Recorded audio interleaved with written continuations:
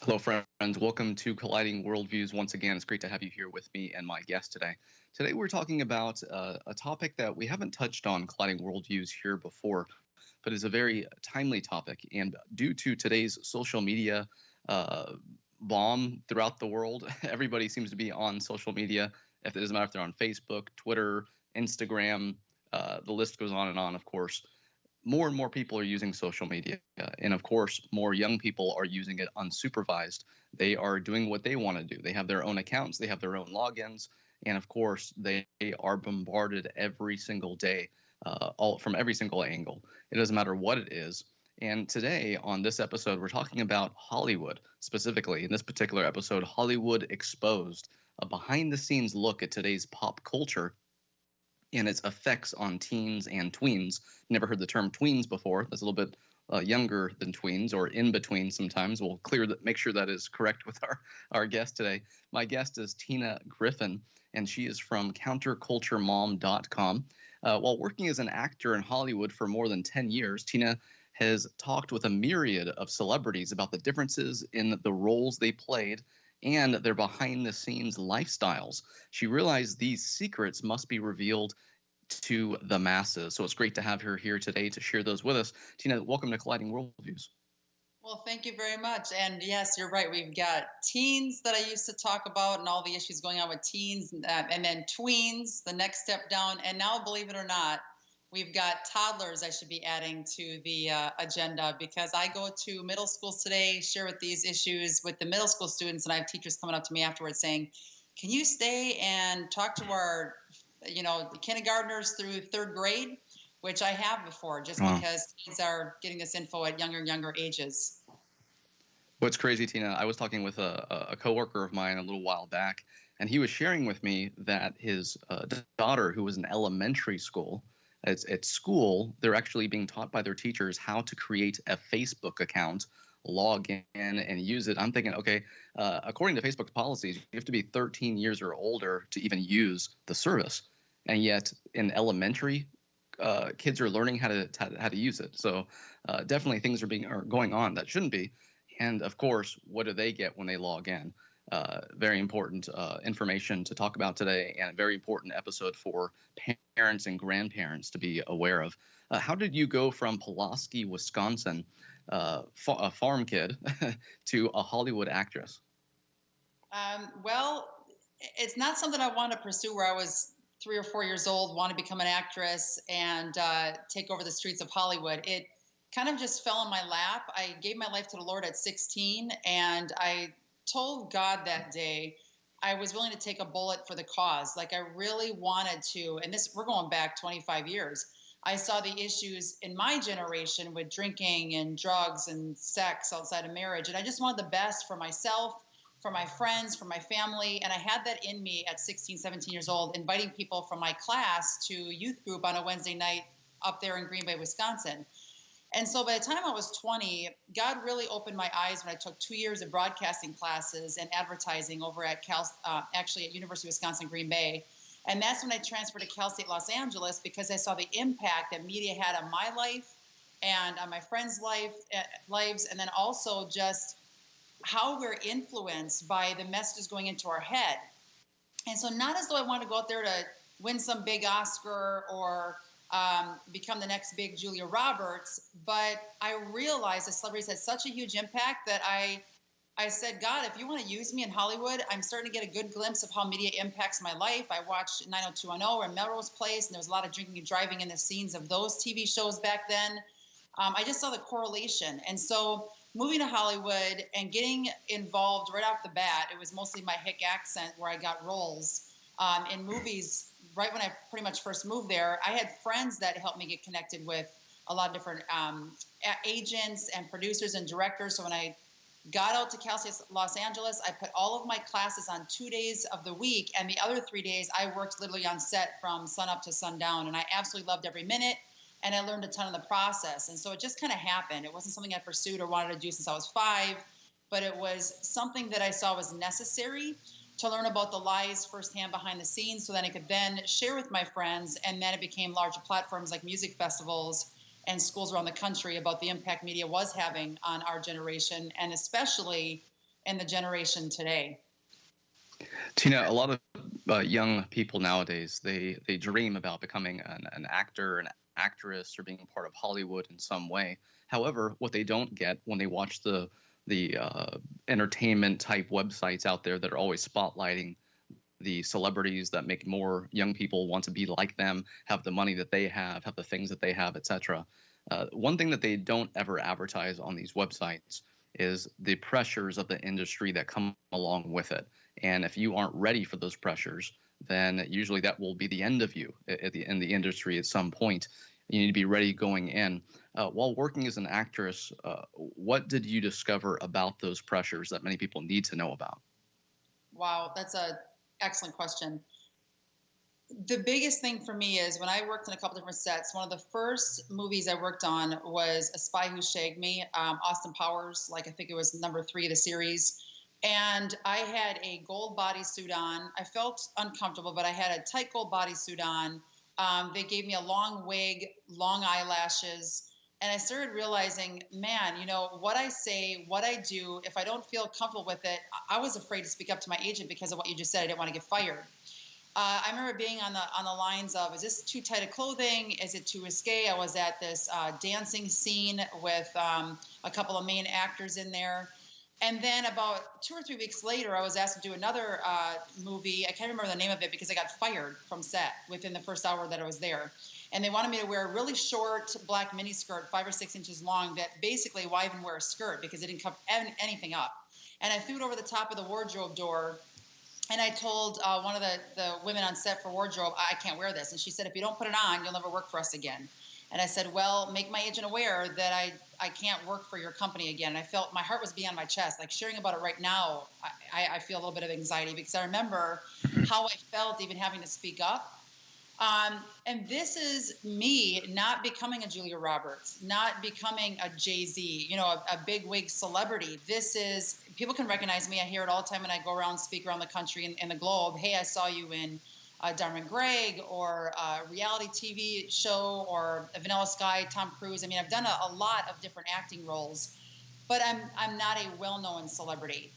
And that's the pressure I felt. But Tony, the celebrities I've met firsthand, and Brittany Murphy is a big one that I love to talk about when I go into school assemblies and speak at parent leadership type events. And I have a slide and I have information, video clips to prove from all these celebrities. I have at least 10 top video clips from celebrities admitting what they're doing is wrong. They admit to their Hollywood hypocrisy, that they rewrite the lyrics for their own kids to listen to, that they don't let their kids see them in risque clothing, that they shelter their kids when they're on stage flashing themselves. Literally, I have all that footage. It's fantastic because it really causes kids and parents to see, wow, it's not just her saying it. These are celebrities admitting it. But Brittany Murphy, when I worked on Little Black Book, she told me, Tina, I feel like I have to do this in order to get ahead in the industry. And that was her response when I asked her, how did it feel? Did you feel under pressure by doing the sex and drug scenes in 8 Mile with Marshall Mathers? Now, that just wrapped a couple months before I met her while shooting the movie Little Black Book with her back, I think, in summer of 2004.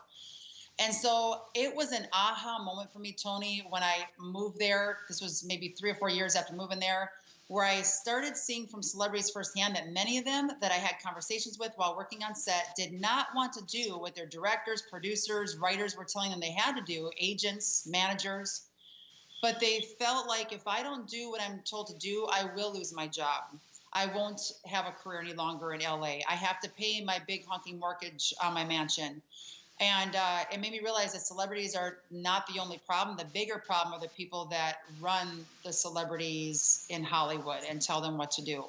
And that was a big eye-opener for me.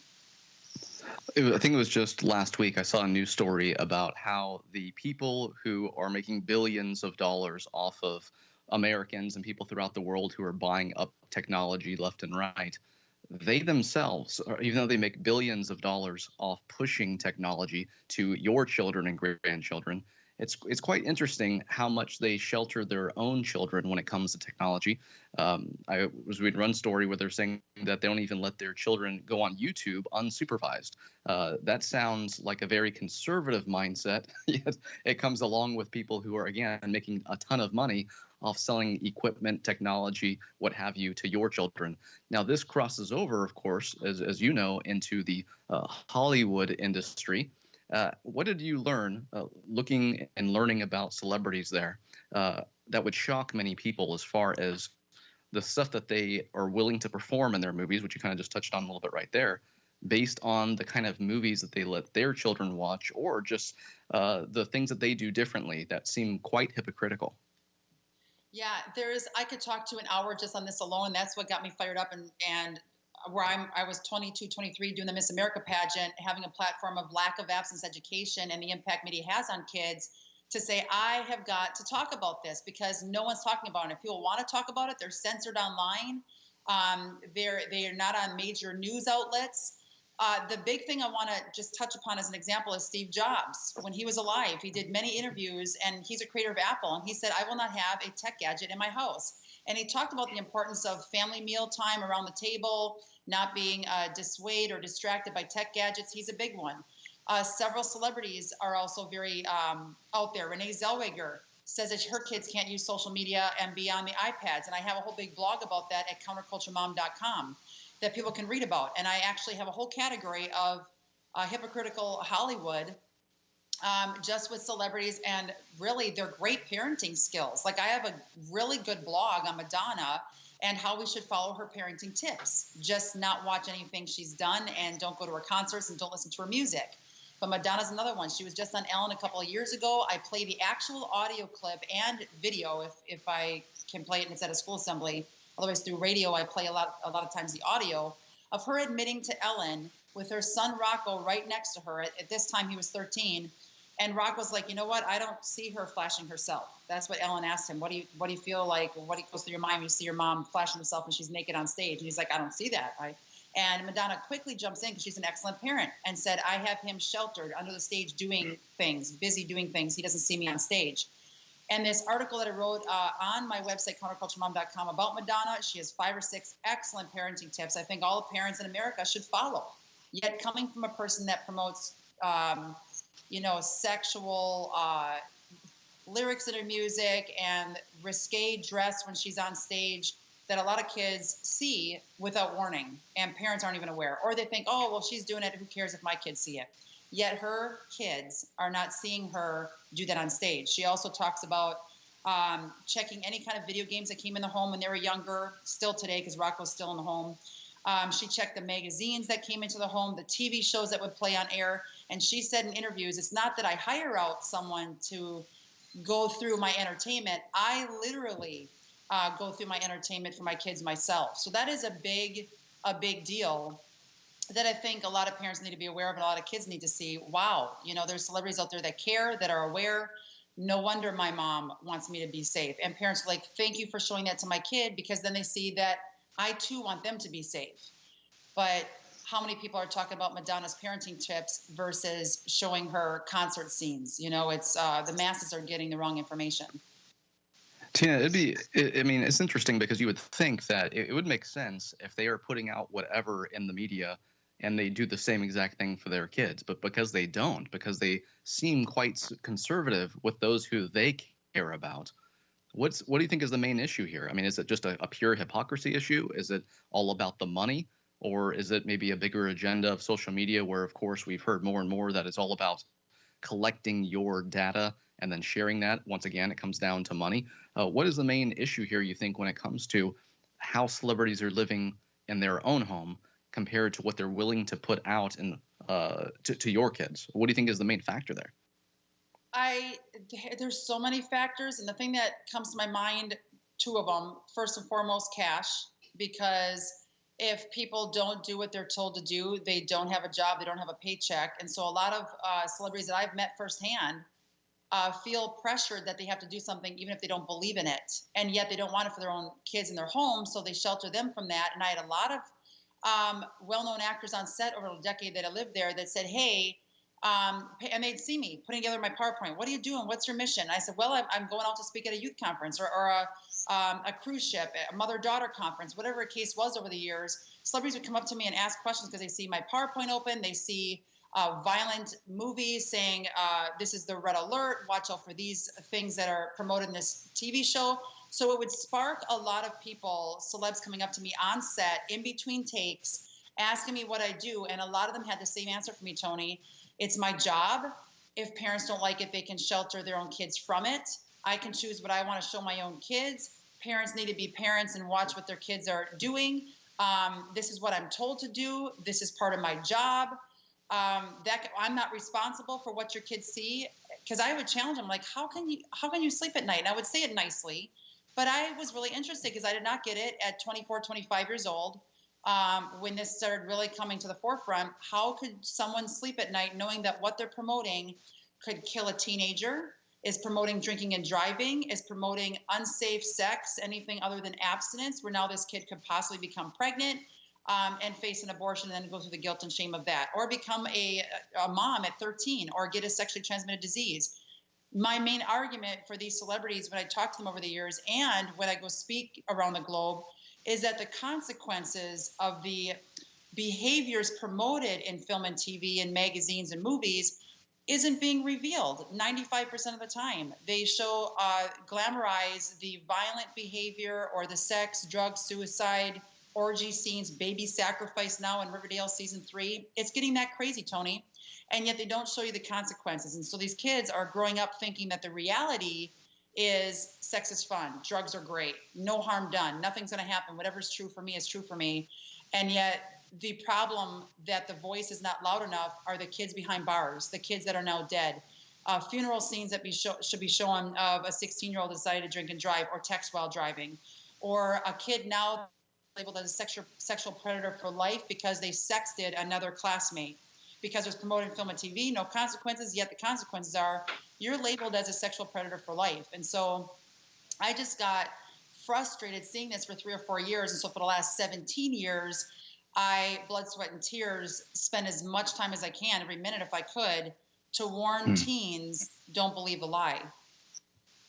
Well, it's no surprise. The Bible tells us that the love of money is the root of all evil, and if money is the main reason why they are being hypocritical, of course that's understandable. At the same time, there are of course Hollywood actors out there, Christian actors, who will not compromise. They will say, hey, if it's a lower paycheck, I'm okay with that. I'm not going to be a hypocrite on screen or behind the scenes, what have you. And that's of course why your work, Tina, is so important, because you are the middle woman in all of this, warning the parents that they are living a different lifestyle off camera than they are on, and your children and grandchildren need to be aware of this, so that if you do allow them to watch it, or if they go out and watch it on their own, they at least know, hey, this is just acting. It's just singing, and they don't even mean the lyrics that they're singing. It's all about the money. What is the biggest problem with teens idolizing today's celebrities? I think we nailed it. I think the biggest problem is that kids idolize these celebrities, not realizing that the celebrities live a completely opposite lifestyle, a majority of them behind closed doors when they're offset with their own kids. And they have house cleaners and they have private school tutors. I've seen that all over the place. I was Ray Liotta's personal driver for the Oscars several years ago when I lived in LA, and I learned a ton.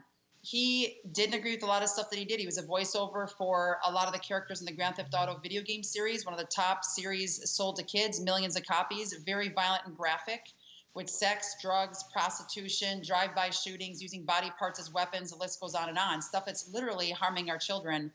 And he was against a lot of it and said he didn't support it, but felt pressured to do it. And I had great conversations with him as I was his chauffeur for the night, basically taking him from Hollywood party to Hollywood party after the Oscars were over. And I took him to the Oscars. So these in-depth conversations, I'm realizing that a lot of the kids don't see what celebrities are really like behind closed doors. They care about their kids. They're excellent parents. They make right decisions for entertainment entering their home. And yet they're promoting the opposite message for the rest of America's kids. And these teens are eating up the content, thinking that if the celebrities are rich and famous because they do this, I want to do this. you nailed it. It is just acting. And yet the consequences, if kids actually did what Hollywood was promoting that they do, could be deadly. It could be deadly. It could get to that point. So that's my main concern. It also warps the mind. It takes us farther from Christ. It causes us to be distant and not knowing who we are and what our calling is through God, because we're so distracted by the enemy. And much of Scripture, there's verses that talk all through the New Testament about Satan being the ruler of the air. And to me, that means media, airwaves, radio, film, TV. And I think he's attacking us at an all-time high, which on my app, my Counterculture Mom app, I talk about a lot of this. I have a lot of alerts that go out, push notifications for parents, let them know what Hollywood's currently pumping out there. This is stuff I never thought would be an issue. With the baby sacrifice that's going on in Riverdale season 3 that just came out, we have sex education that has teens having sex in the first minute, Tony, of episode 1, season 1 of sex education. Planned Parenthood in episode 3 is totally promoted because one of the teens becomes pregnant and she has a quick fix of killing her unwanted baby in episode 3. So these are the shows that are out there today, and parents need to be aware of what's going on. And teens are following these programs, watching them, thinking that this is what life is all about, and then they have to pay the consequences. By putting in positive entertainment, which I talk a lot on when I go around travel the country, there's 6,000 choices that people can get by our free parent media guide. You just have to text the word guide to 444-999. And I love sharing the positive content that can replace the stuff that Hollywood's trying to infiltrate and pump into our kids' minds. There's so many options that are out there, from Pure Flix, Cross Flix, Heirloom Audio Productions, a lot of content that parents need to get their hands on that secular media will never promote or advertise. That will cause us to grow in our relationship with the Lord, to know truth, to know how to counteract the lies. That's why I homeschool my kids. They pump in the positive, they see the deception, and then they can tell the truth from lies, and they're not deceived by Satan. I really believe, Tony, Satan knows that Christ is right around the corner. That's why he has an all-out attack for our kids. And you've given this message in schools, prisons, parent events, churches, music festivals, cruise ships, what have you. What specific issues do you cover in your Hollywood Exposed show?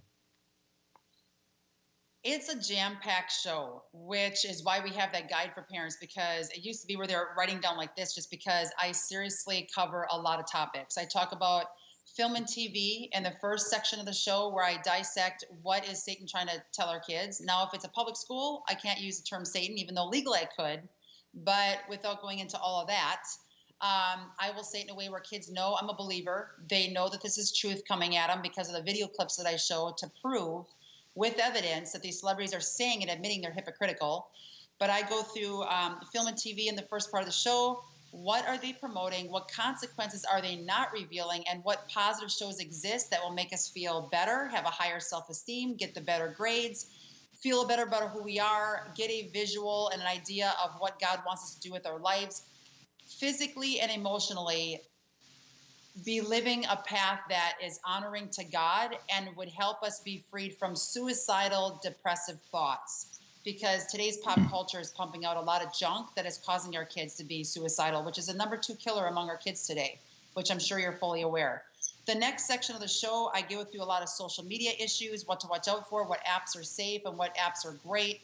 I go through violence in video games, cheat codes in video games, so parents are aware of what these cheat codes are, how do the kids get them. Positive video games that exist. There's thousands of positive video games. What gaming devices kids could use that are safe, chat features on the internet that people need to be aware of with these games. Like Roblox, for example, just came out about 6 months ago, and another big alert I pumped out here recently is now the gamers for Roblox create these levels where kids go on YouTube, Tony, and they search Roblox to try to build the next thing in their level or whatever the case is, and they come across pornography that was embedded in Roblox for scenes, like a parody video, and they come across real live pornography just by typing in Roblox on YouTube. And the gamers think it's hilarious, but our kids are the ones being harmed as a result. So I share about those kind of warnings, and then I wrap up with a really sweet, Satanism in the music industry. I also talk about that, which is One of my top sections, if I do a half a day event, Tony, I just spoke 8 times in 2 states in the last 10 days. And my most attended, even though most of them were jam-packed, was the Satanism in the music industry session. It was packed. I break down the celebrities today, the top most well-known celebrities that promote Satanism, Wicca, witchcraft, admit it. I show video clips of Nicki Minaj, Ariana Grande, Beyonce, Jay-Z. It's an awesome, awesome session. My 4-hour CD series that they can download or get the physical copies of goes into detail. It's phenomenal, and it's like $30. And they can get that on my website, counterculturemom.com, and get all of this content I'm talking about right now on that 4 CD series, which just came out 3 months ago after I had 14 years of parents saying, please put a product out that goes into detail with what you're talking about. So I did. And then I wrap up with how to safeguard your home from today's onslaught of pop culture attack, how to get the positives in the home, how to talk to your kids about these issues. Because a lot of times it's like this, Tony. The kid wants to watch something because his friends are or play a certain video game. The parent's like, you can't. I help break down the walls and present the content in a way where teens are like, Mom, I totally see what you're talking about. Dad, I see why you want me to be safe. And then how to infiltrate that positive pop culture into the home where the kid will gravitate towards the positive versus the negative and own making wise media choices for themselves instead of the parents telling them you can't watch this, you can't do that. I want today's teens to leave their homes as a counterculture warrior, able to make positive entertainment media choices, to not be deceived by Satan, and to be a counterculture warrior in the world so they can decipher the lies and teach others to do the exact same thing. That's why I get fired up about this, because I see the results of what I've been working on for the last 2 decades, and it's working. We just have to reach the masses quicker, faster, wider, and that's what I've been asking God to allow me to do. Excellent. And these safeguarding tips, I definitely want to get into in the next episode, so you can present those to people, share them, let them know more resources that can help them out. But it's so great, Tina, that you brought up Satan in this conversation. I think a lot of people don't realize that when Jesus went out into the wilderness, one of the things that Satan tempted him with was these earthly kingdoms. Now you have Satan, a fallen angel, promising the eternal Son of God in human flesh a ton of worldly stuff. Like Satan actually had the power to give that to him. This world has been relinquished to Satan. He's called the God of this world. No, he can't create. He has no power equivalent to God, but he still has a lot of power, more power than a lot of people think. And of course, if people aren't for Christ, they're anti-Christ. If you aren't actually actively pursuing something that is Christ-based, entertainment-wise or anything else in this world, you might as well just realize, hey, there's a good chance this is just satanic by default, or at least has a satanic influence to it in some way, to some degree. So again, very important work. Thank you so much, Tina, for being here on Colliding Worldviews today. Well, thank you very much. I mean, the Satanic Temple is now recognized as a church, and the IRS officially recognizes them as a Satanic Temple. We're in trouble. So we know that Christ is right around the corner when you see a headline like that. Thank you for having me on. Thank you so much. And friends, thank you for being here as well. You'll see Tina in a next episode when we talk about these tips that can help you safeguard your home. We'll see you next time on Colliding Worldviews.